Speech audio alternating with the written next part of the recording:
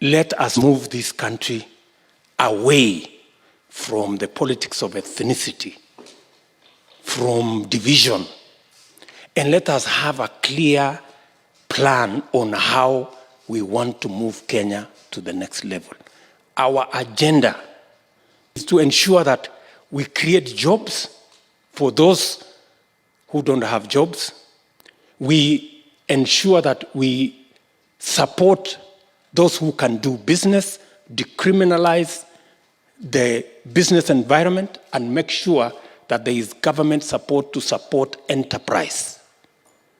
We also ensure that our farmers across the country are planting the right crops, getting the right advice, getting the right financing, getting the correct returns, and accessing the correct markets, and ensuring that everybody carries an equal burden of our taxes, whether it is in NHIF, whether it is in NSSF, every one of us carries an equal burden, and that those who are lower in the scale are not paying more than those of us who are on top of the scale. And that's why we are saying a bottom-up economic model where we start with those who don't have jobs to get priority by implementing government policy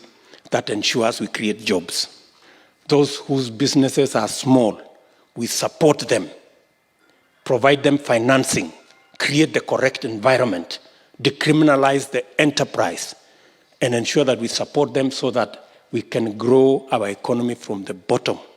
Ensure that our farmers have the correct advice, they get the correct earnings, they have access to the correct markets, and that they are getting the correct support in the whole chain, all the way through agro-processing, value addition to manufacturing. And again, ensuring that everybody gets to carry an equivalent load of our taxes.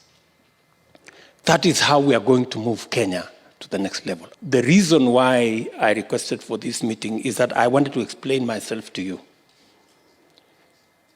and to persuade you that I have a plan worth implementing. I have also told you that plan is not complete. I want it enriched by you people from Western Kenya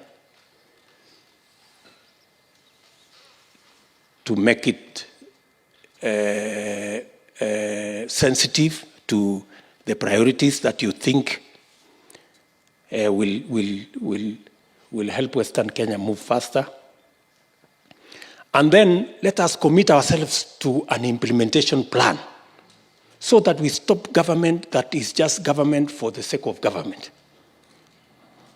I am prepared to be held to account because I have no doubt in my capacity to deliver. I'm going to speak from my experience as the first director of Vision 2030 Secretariat in this country. And I can tell you, my good colleagues, that whatever His Excellency, the Deputy President, has presented to us is exactly the kind of model that transformed many countries that never had any natural resources to be first economies today, the likes of Singapore, the likes of South Korea. So it's doable, and I would like us to leave this place to believe that with the right strategies in place that we are going to put as professionals, this is very doable. Politics, the way Your Excellency you have stated, and I have noted it down, politics is a game of interest. But nobody has ever defined to us what is political interest. That's why, at the end of the day, some people think the interest in politics is grouping as a community, then getting leadership, and you run away. But the political interest that our Deputy President is defining for us is the economic interest.